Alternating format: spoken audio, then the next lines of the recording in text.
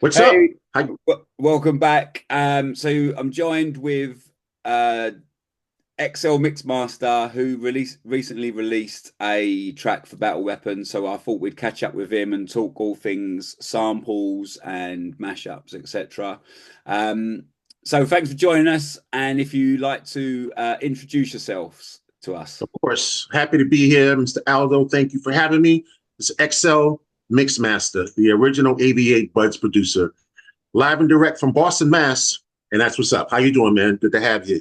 Yeah, really good, really good. It took me a while to track you down originally. We had this conversation before because there are quite a lot of XL, DJ XLs and versions of Facto. that. Yeah, and it Facto. did take me a little while to track you down.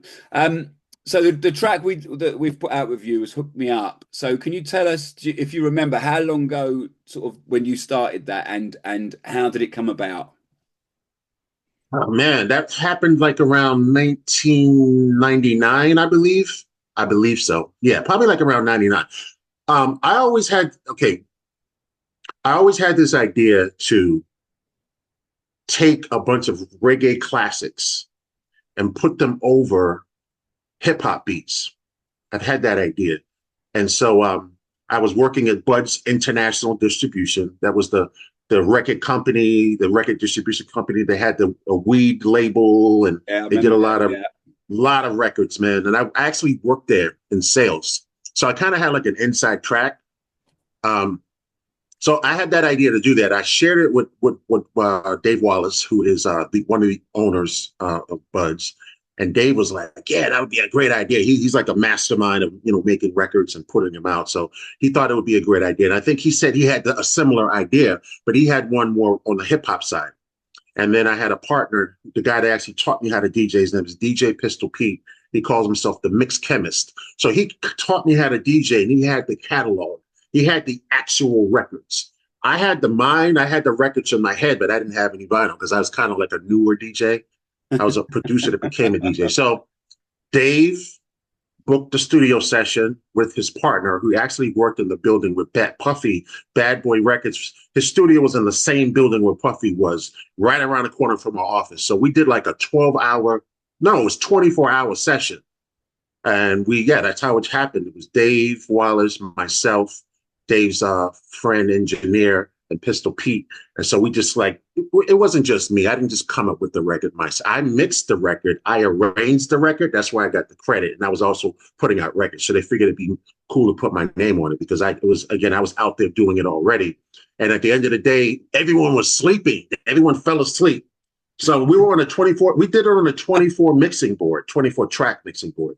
And we Right. just lined all the beats up on I think it was like 96, 97, whatever the BPMs were. And then we would just chop the hooks, chop the hooks, chop the hooks. So we had all these hip hop hooks. And like I said, probably like around like, I don't know, somehow or another, maybe 1, 2, 3 in the morning, everyone fell asleep except me and the engineer. So then I arranged it. So that's how I get the credit. That's excellent. That's such a great story. Yeah, And yeah, didn't you have something you were telling me before? You had something to do with we put out a track by DJ LBR from France, right. called Let Me Clear My Funk, and didn't you have something to do with that as well? Yeah. So I think LBR had been putting records out on AV8. Somehow LBR and I connected. I had moved over to another company called Unique Distribution, and I started a label called Platinum Party Breaks. I mean, that thing started doing really well. So these were red jackets with it said Platinum Party Breaks. So I started putting releasing all my old Buds records on that label, new ones. So LBR calls me up with his French accent. You excited? Excited? I had this record. I knew he's going to do well. So he sends me the record. It's DJ Cool over all these hip hop beats, like a jacking for beats type of thing. My style. But I Yeah. mean, he killed it, man. So I played in the office. And at the time where I worked at Unique Distribution, they weren't doing those type of records. They would do party breaks here and there, but this was new territory because they were legit the number one vinyl distributor in the world. I played it for the head A&R girl. She went crazy. We got to put it out. So we put it out on Platinum Party Breaks. I met DJ LBR in New York in the Lower East Side. He'll tell you this. And probably it's like nighttime. It was almost like we were doing a covert drug deal. So I met him in the Lower East Side. And then I gave him his advance in cash in the Lower East Side. And that actually became one of our biggest selling records at Unique Distribution. Biggest selling record to the Right. point that it actually got bootlegged. LBR was like, they're going to, there's no more records in France. They're selling out. Someone's bootlegged the record. But yeah, LBR got his advance in cash in the Lower East Side in New York City. That's True great. story. I mean, both your track and his. I think I used to go to New York around sort of 2000 and sort of I think around the sort of 2000s, and I'd go over there record shopping, and I think I picked both of those up in New York somewhere, and Right. there wasn't at the time I moved to the southwest of England, and there wasn't a lot of people that had been record shopping in New York. So that the hook me up was like a secret party break that I would play at a few places, and suddenly all the DJs looking at what it is. Yeah, and they let me clear my front as well. It's just a great. It's I think some mashups are very much of their time. You know, like if you put something out and it's hot at the moment, but then that song doesn't last. But both Exactly. yours and LBR's are Stands the test of classic time. breaks, and they just stand the test of time completely. Right. Right. Okay, so I know it's a long time ago. Do you remember the first time you heard like either a party break mashup or a song with a sample that you was aware was from another song? Can you think of like that? Yeah, let me think. That's a really good question. I had actually taken. Okay, yeah, I do remember. So there was well, yeah, of course, there was Nas. Nas had a record. Um, it ain't hard to tell, and it had the Michael Jackson Human Yeah, Nature sample in there, yeah, and I thought that was really cool and clever. Keith Murray had a sample. I think it was Isley Brothers, Between the Sheets. Biggie Smalls used it, so that's a very popular sample. And yeah. then SWV actually used the Human Nature sample. And then who else used it after that? Chris Brown used it. Those were, I mean, I go back. I mean, I started listening to hip hop music around 84, 85. Right. But yeah, I'll say around that time I started noticing that. Even before that, but those are the more memorable ones, if that makes any Yeah. sense. I mean, The Nas one for sure. the Michael Jackson, I do think that that just hooked everyone's ears. Do you know what I mean? Like, wasn't just a hip hop community like that cross. Like, I remember SWV, the right here with the I think Teddy Riley did it, and I think that in the UK at the time, like R&B and hip hop was like a specialist, like it was a niche market. Right. Whereas that SWV tune, that was It blew. everywhere. You Yeah. know, the Michael Yes. Jackson in it made it accessible to everyone. Exactly. You know? So Exactly. yeah, For I sure. For definitely sure. those times were I remember quite influential as well. Um, okay, and do you remember either recently or just a significant time when you heard a sample and you thought, either I've got that sample or I thought I wish I'd found that sample before they did? Um, oh, man, that's a really good question. Um, I'll tell you more. Let me see. If I had a sample and then I wanted to use the sample, I wish I had found the sample. Ah, man, you got me with that one. Trying to think. I will say this. I'm gonna give you this one first to see if I can come back to that. But let me give an example of a record that I thought I made, and they kind of flipped the sample. The new Beyonce record, Before I Let Go. I wasn't necessarily a fan of that record. Before I Let Go, I played it out because everyone here they like to hear that. But the Yeah, way they cleverly flipped that record and they sped it up, and then they mixed it in with the Cameo Candy record, yeah, I think that was clever. I think it was genius, and I wish I had done that. I right, wish I okay, had done that record. So I thought the way they flipped it and then yeah, matched them together. I'd say Blind Alley. That's a sample Molly Mall used. That's yeah, been yeah, used throughout. That's a sample that and go to both of your questions. So I kind of started with the digging in the crates late, so I'd hear the sample and then I had to figure out where it came from. But right. Blind Alley, I can say that's another one that's very memorable, and I wish I had used it and discovered it. Yeah, okay, okay, good stuff. I mean, also back then, before the internet, it was way harder to find these breaks and stuff like that. You know, you'd stumble across them on a record, and you just go. And sometimes it would. I remember hearing samples and going, "Okay, I know it's been sampled, but now, and it's before the internet. It would take you sometimes weeks to remember who had sampled it, and you had both the records, but it wouldn't. You know, there's only so many songs you can remember in your head. Right. Strictly Breaks. Wasn't there like a label called Strictly Breaks or There Strictly was a Beats? yeah, the famous one was the Ultimate Breaks and Beats, which taught everyone Right. where these famous drum breaks come from. But then there was one later, sort of either late 90s, early 2000s, called Strictly Breaks, where it was very much Right. the sort of they were showing you stuff from the Biggie and the Jermaine Dupri era, and so it's a lot Right. of yeah, a lot of the stuff that the Biggie was using was on those sorts of things and the sort of Busta Rhymes samples. Whereas I think the Yes, I remember that. Ultimate Breaks was more the sort of the generation before really. But Gotcha. yeah, Strictly Breaks, and there was a lot of again the record shop inside of it in New York. There was a lot of like compilations of albums that said, right, here are the samples that you know. Like I I remember know. there was one of them that showed me the Sly and the Family Stone sample that LL Cool J used on Mama Said Oh Not. yeah, I know what you're talking about. I know that sample. Yeah, and I remember here just flicking through the breaks and just It's going, like oh my I God, couldn't like believe it myself. Yeah, yeah, yeah, yeah, yeah. such a I good forget the fight. name of the record, but I know that break. It's just a one, like almost a one bar loop. Yeah, yeah, Yeah, I really remember well that. done. Okay, so which producers, sort of growing up, did were you influenced by? Yeah, just that's it. Yeah, That's yeah, fine. yeah. And number one producer for me was Marley Marl, DJ Marley Marl, New York City, Queens. Yeah. Just because, I mean, he was responsible for so many people, the Juice Crew, Big Daddy Kane, God, I can't think of everyone, but MC Shan and Roxanne Shante and Yeah. Coogee Rap and Eric B. and Rakim. And so for me, listening to him, how he sampled, I don't think he got his credit. And it's funny how you brought up Mama Said Knock You Out.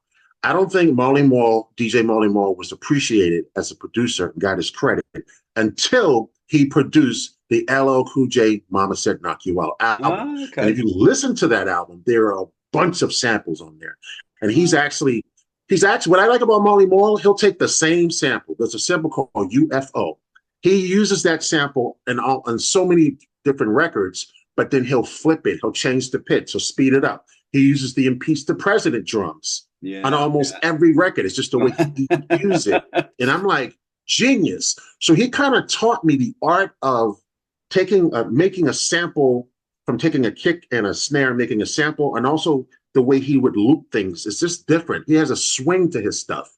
And so Right. Marley Marl is one of my favorite people. Just the way he kind of I heard Timberland say the same thing. He said, "Yo, I use the same drums in every record. It's just I EQ them differently."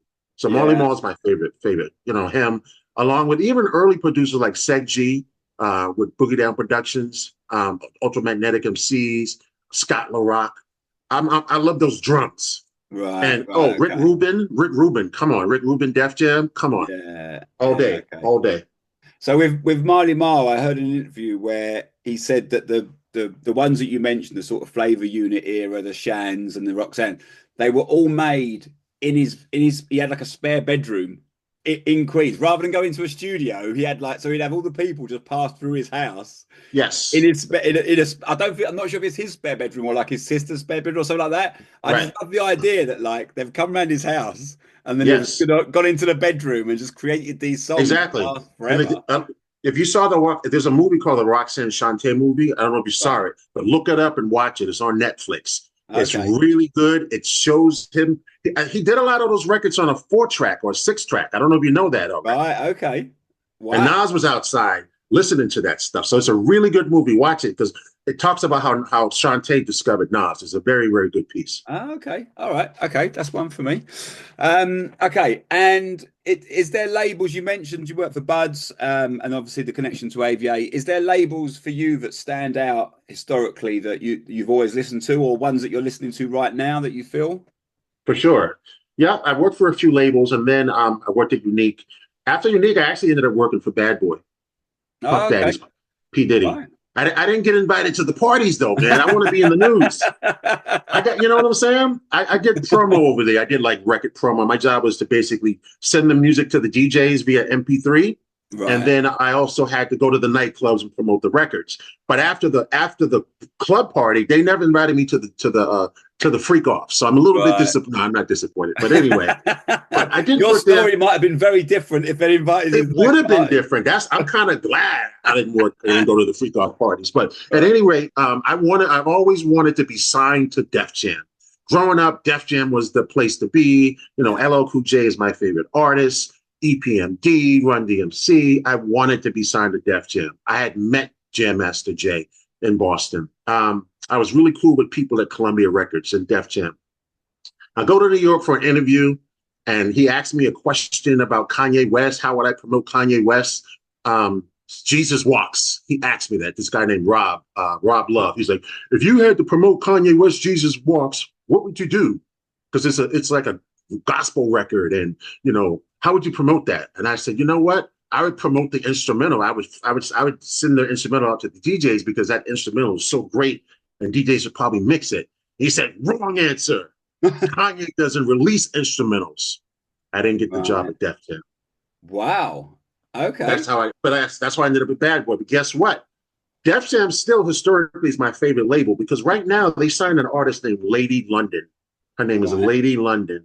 She has a really soft voice. She sounds like a Nil from the Rockefeller crew.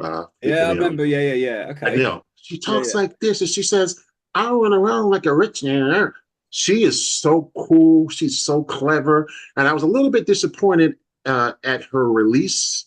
She came up in the mixtape era. She started freestyling over hip hop beats. That's how she got hot in the street. But then her records are totally different. But I think Def Jam is legendary. I love that label.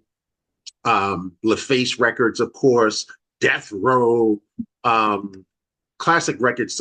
Even with the first record that Dr. Dre did on Priority, Ice Cube Priority, those labels. Oh, even Sleeping Bag Records, even the early records that EPMD came out on. They came out on Sleeping Bag Records, and they went to Def Jam. So I say Def Jam is my #1 favorite label. Okay. Yeah. No, I mean, and it's in hip hop, iconic. And although I remember a time they when they released Ja Rule, I think it was Always on Time, which was the pivotal moment. They sold more records with an R&B singer on them. Absolutely. Anything they'd done previously. And I remember thinking, I get it. You're selling records. I just think that to me, there's a label and it has an identity. And then when you think of Def Jam, you don't think of like Ja Rule and Shanty. You know what I mean? You think of the classic era. But they obviously looked at it and thought, well, times change and that song's made more money. So that's the route we're going to go. Exactly. So, yeah, I kind of get it. Okay, so I don't know if you still produce now, but obviously there's this development with like stems of songs and the AI side of it. And I just wonder what your thoughts are on, for me back in the day, a part of it, the digging in the crates was about you had to find the acapellas, you had to find the instrumentals, and you had to go like looking for those. And so there are only certain songs that you could get the acapella for, like the guy just said about Kanye not using the instrumentals. But now with AI, pretty much, I know it's still early days and it will get better, but you can get an instrumental of any track. You can get an acapella of most tracks. It's not perfect, but it's way better than it ever was before. I love it. Right. I'm a beat jacker. That's what I do. I steal records. I mean, I worked in distribution. Look at all the vinyl behind you, right? I had all that vinyl, and I would go to Rock and Soul and Beat Street Records and all these different record stores, and I would buy doubles of everything. Right. And I would buy bootlegs just to get the acapella and the instrumental. And I worked in the distribution. So I had vinyl around me every day. So I just bought everything. And then how I ended up getting a job at Unique Distribution is that the labels, I think around 2000, I don't know, early 2000s, they stopped putting vinyl out. They stopped putting acapellas out. They stopped putting out instrumentals. And so the only way to get those was to the bootleggers would put them out. They, people in the studio would leak out the instrumentals and acapellas, and then they put them on the bootlegs, the white labels. So then I ended up getting a job going to Kanye. I went to Swiss Beats. I've done records with these guys, pressing their vinyl, bootlegging their own records. Literally, hey, Def Jam's not putting out your records. I want to sign you. So I would give Kanye's people a little bit of money, and they would give me a record. I think we did Stronger in Japan. We did Stronger. There's a limited vinyl Stronger. I did that. I signed that record. Right. Swiss Beats, all his records from like 2000, I don't know. He had Full Surface label. I signed all those records. Noriega, all those records. because the record labels stopped putting out vinyl because DigiWax and all these other digital companies started putting out MP3s. They didn't feel like DJs needed the acapella, the instrumental, the Right. TV mix. Okay. So I'm a fan of it. So fast forward it, Unique goes out of business, vinyl's dead. Oh wow, stems. So I started going online making my own acapellas. They sucked. But Serato came out with one, and I used Virtual DJ. And last night, one of my friends asked me to, could you make me an acapella of this Rare KRS One freestyle? I did it in 2 minutes. Well, let's say Right. 4 minutes, because it took me time to download it, rip it, and upload it. So I love it because guess what? How many STEM DJs are out there? Yeah. How many do you think? Got to be hundreds, thousands. Yeah, but I'm a STEM DJ. I know how to DJ, I know how to mix, I know how to produce, and I know how to blend. So I literally can perform Hook Me Up, that's coming out on 7 It's Battle Weapons. It's out right now, by the way. Get it right now. I can do Hook Me Up live. I can take an Right. acapella, fly it, and take all these beats on I use Virtual DJ, so I'm shouting out Virtual DJ. I use them and I can do it live. So I love it. And I did the AI thing. I took Kanye's voice and did an AI record. I did one. I've done a few of them, but I didn't want to violate the integrity of the artist, so I stopped doing them. I jumped Right. on it immediately. I started doing all these records, and I'm like, man, I started thinking about it. That could be pretty dangerous. So what's going to happen, in my opinion, I think just like when Napster came and MP3s came, everyone was against it. I think that AI will be embraced by the record labels, and I'm going to be able to make an AI record. I'm going to license Beyonce's vocals. I'm going to license her vocals from the label, or they're going to say, Excel, I need you to make a record. I need you to make a Whitney Houston record. I need you to make an Elvis Presley record. Here are the stems, Excel. Do your thing. That is going to happen. I guarantee you. Yeah.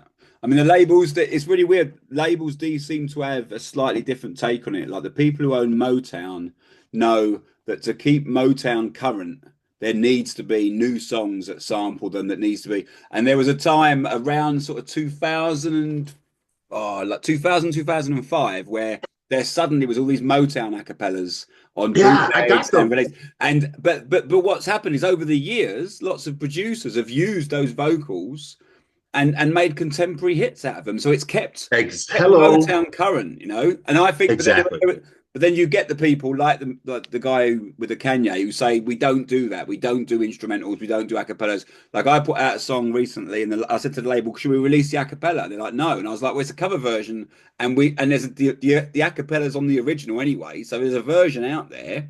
So we might as well have our one out there, but they don't want like 50,000 versions of that song, you know, and I'm just like, okay, that's your choice. Um, okay, and so yeah, lastly, just really a kind of a shout out for yourself. So what for the people that are into what you do, what have you got coming up or coming out soon, or where should they check you? Oh, for sure. So I'm Excel Mixmaster everywhere. Like you said, there's a bunch of DJ XLs, but I'm the Mixmaster. I stand out. So XLEXCEL Mixmaster at Excel Mixmaster. That's everywhere: TikTok, IG, Facebook, Twitter. So yeah, you see them plaques behind me and all that. And you know, I think I've had a great career as far as coming from Boston, going into New York, working at the labels, making these party breaks, traveling the world. Got a couple of records behind me. So I'm like, what do I do now? But the thing is now, like I went out to a party last night. It's 30 plus. It's classic hip hop. I Yeah. find that that's the what people want to hear right now because they don't want to hear that crazy. I call it like a that really the young 20-year-old. What are those pills that they take? Those little pills that they take. I forget Ecstasy. what ecstasy and all those little pills. They don't want to hear that. So the biggest popular parties are the records that came out to me in the 80s and the 90s. I mean, I heard Fly Girl by the Boogie Boys last night, and it blew my mind. They played that. Right. So there's a market for me. There's a market for you. We are going to be continuing to pioneer as far as doing the parties. So I got a record coming out. I did a record called Donk Shaker. It is a cover of Rump Shaker by Rex and Effects. Teddy Riley in his few. So I did a cover of Donk Shaker years ago. So just like we talked about, I was playing around with the original Rump Shaker. I was mixing that with Johnny Kemp's Just Got Paid. It was in the same key. Wow. But then Both I Teddy said, Riley oh as my well, God. aren't they? They're Say it both again. they're both Teddy Riley productions. Exactly. So I'm listening to this cover I did, and the cadence of his name is Johnny Famous. He's Big Daddy's barber slash dancer. They call him Scoop Lover. He does the first verse. I do the Teddy Riley. Yep, yep. I do that little check, baby, 1, 2, do. I do the second verse, and then Yeah. Rampage from Flip Mode Squad, who's Buster's cousin, Rampage. He does the third verse. I take that and I mash it up together with the Johnny Kemp, and I'm like, oh my God, this is going to be massive because one, you're taking a song that everyone knows, Rump Shaker, and now you're taking Johnny Kemp, a classic. You can't lose with that. So No. you're going to hear that. I'm actually working on mixing and mastering with that, and of course we got the Battle Weapons. Hook Me Up coming out. Seven. Okay. It's out right now, right? It's on the website. I saw it. Yeah. 7-inch, 45. Get it. Website, whatever. Go get that. That's a classic record, and you will be playing it for the next forever. Wicked. So just as one bit of trivia about the Rump Shaker. So you know that's the first ever Pharrell like involvement in a song. So he started working with Teddy Riley and the check baby 1, 2, 3. That's Pharrell. He wrote that. Yeah, I heard that. I heard about that. I heard he wrote his rhymes or something. Yeah, I heard about that. He wrote the Teddy Riley rhyme. Yes. I was just like, okay, and that was his first step in the door. Once he started that, then he started. It was over. Yeah. Anyway, all right. Well, look, it's been nice great to chat to you. Really good. Yeah. Really good stories. And we'll stay in touch and we'll get this up online. Yeah. Thanks very much. Been a pleasure. It's been fun. I appreciate you. Excel Mixmaster signing out. Boom. Okay, I think that stopped it. That was your best interview.